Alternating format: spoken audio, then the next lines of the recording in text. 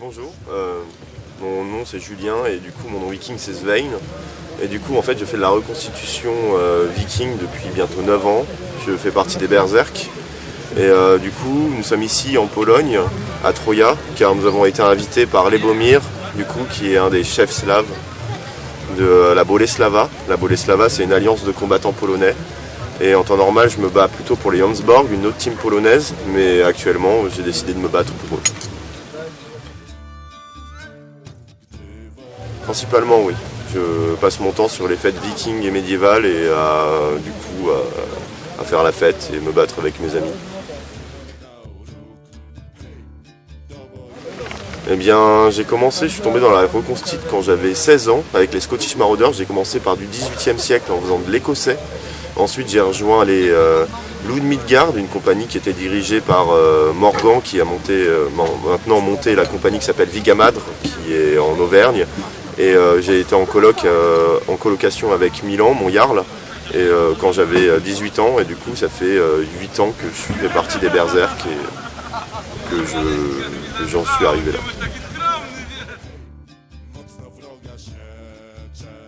En moyenne, alors chaque année je vais à Wolin, en Pologne c'est sûr, et en moyenne je dois avoir 10 à 8 camps par an, en moyenne, sans compter les campements off. On fait aussi beaucoup de camps off, c'est-à-dire des camps sans touristes. Et du coup, juste pour nous, enfin bref. D'abord, tu commences par boire une bière. Ensuite, tu bois ta bière. Ensuite, tu vas mettre ton équipement pour aller à la mêlée principale. Et ensuite, comme tu es content parce que tu t'es battu, tu vas retourner boire des bières avec tes amis. Un viking, c'est juste quelqu'un qui se prend pas la tête. Et quand on parle de viking, personne n'y pense, mais c'est surtout du pirate, c'est de la piraterie. Les mecs, ils vivent sur des longues ships, passent leur temps à faire des raids, ils passent leur temps à piquer le matos, enfin les armes des gens qui tuent, et sinon ils essayent de faire du commerce. C'est juste des pirates. Du coup, c'est plutôt, pour moi, le viking, ce serait plutôt un esprit de liberté, en fait.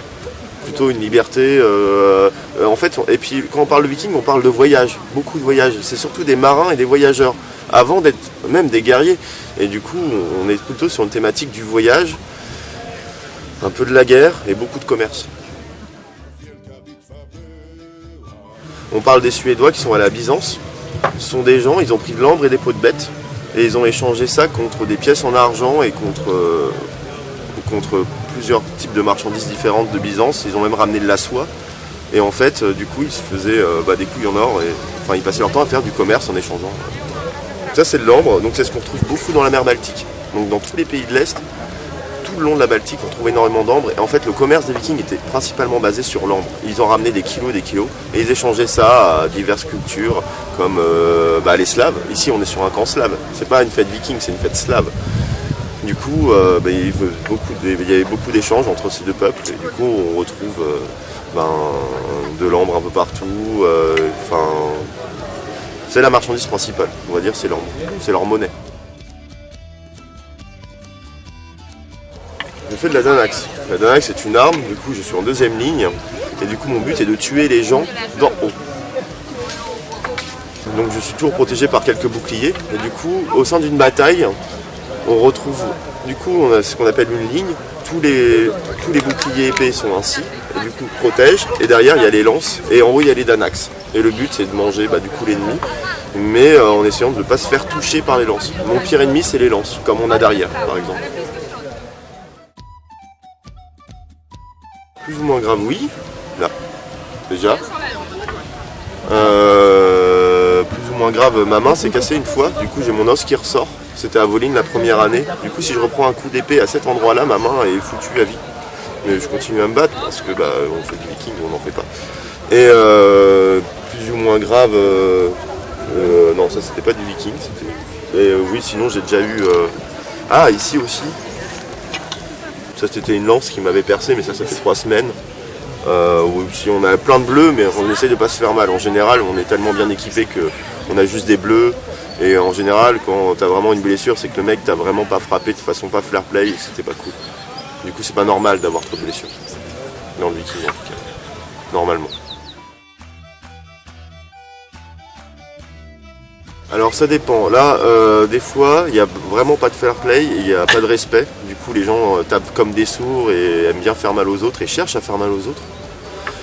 Mais des fois, on arrive, en tout cas entre Français, on arrive sur des mêlées où on se respecte et du coup, on n'essaye pas de se mettre de mauvaises touches, on respecte bien les règles et du coup, on fait du combat safe. Et du coup, ça se passe super bien et il n'y a jamais de blessures et on tape quand même assez fort. Enfin, c'est cool. Le principal, c'est le respect en fait. Faut jamais oublier le respect quand tu te bats. Et ne jamais faire mal aux autres, c'est le plus important.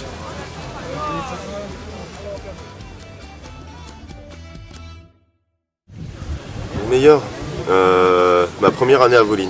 Quand on a débarqué, qu'on s'est retrouvé entouré de 5000 vikings qui ne parlaient pas notre langue, on ne comprenait rien au polonais, ni au russe, ni au biélorusse. Et on était là, on était 5 berserk, mais genre juste 5, avec un camp tout pourri qui prenait la flotte. Il y a eu une tempête. Et du coup ça a ravagé notre auvent. Notre auvent s'est fait emporter, on était trop sous pour aller le récupérer. On a dû aller se battre. Après le lendemain, on était tous trop sous et on a débarqué sur une mêlée de 500 contre 500 et on comprenait absolument rien. On s'est fait manger, on s'est pris une charge de russe et on s'est fait meuler la tête, mais genre meuler. Les gens nous ont marché dessus comme ça. Et puis après on est revenu et puis là on a compris comment ça marchait. Et puis là on a compris, enfin bref, et on a appris à se battre un peu comme ça. Ça c'était pas le meilleur, mais c'est un des meilleurs. La première année à Volyn, genre la magie dans les yeux quand tu débarques devant un village entier et que tu fais. Putain, mais je croyais faire du viking, mais en fait non, j'avais rien compris. Et voilà, et du coup c'était génial. Le pire, il n'y a pas vraiment de pire dans le viking. Enfin, même quand tu te prends un camp et qu'il pleut et qu'il y a un temps de merde. Si, le pire souvenir c'est cette année à Volyn, on va parler de Volyn encore. C'est Leif qui a perdu 4 dents. Il s'est pris une épée dans la gueule et voir ses amis perdre des dents, c'est jamais très agréable. Du coup cette année Volyn c'était vraiment de la merde dans le sens où les gens étaient violents, ils n'avaient pas de respect et ils cherchaient juste à faire mal aux autres. Du coup je dirais que Volyn c'est mon meilleur moment viking et le pire aussi. Alors Volyn c'est un village qui a été construit par les Jomsborg. Les Jomsborg c'est du coup une des plus grosses alliances de combat eastern qui puisse être européenne.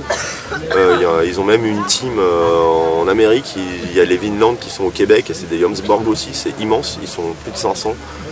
Et en fait ils ont construit un village du coup en Pologne à la frontière allemande, du coup à Volyn. Et il y a une forteresse entière, du coup avec une tour, il y a 25 longhouse, il y a 4 bateaux. Et quand on vient chaque année, en fait, c'est le plus grand festival de reconstitution viking d'Europe. Du coup, chaque année, on est 5000 figurants et on est 500 combattants. C'est le plus gros des événements qui existent en ce moment, en tout cas dans le viking.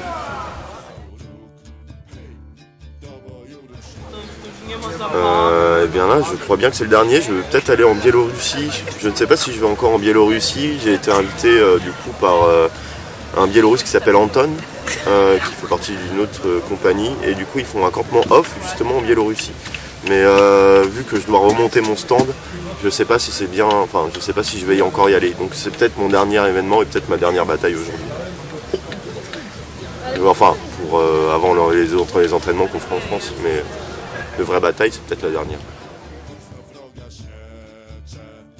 Alors entrer dans l'art constit c'est comme dans tous les domaines, à la base il faut un bon groupe de potes. Tu prends ton groupe de potes, tu t'habilles, tu fabriques des costumes. Là, tu montes ton groupe en fait, mais il faut toujours penser que c'est un groupe de potes à la base. Et avec ton groupe de potes, là, tu rentres un peu dans l'art constit, tu commences à te battre. Et puis après, ta troupe, elle grossit. Les gens s'en vont, les gens reviennent. Mais juste, il faut jamais se prendre la tête. Enfin, il faut toujours essayer, pour entrer dans l'art constit, d'avoir des costumes à peu près bien histo, de faire attention à avoir...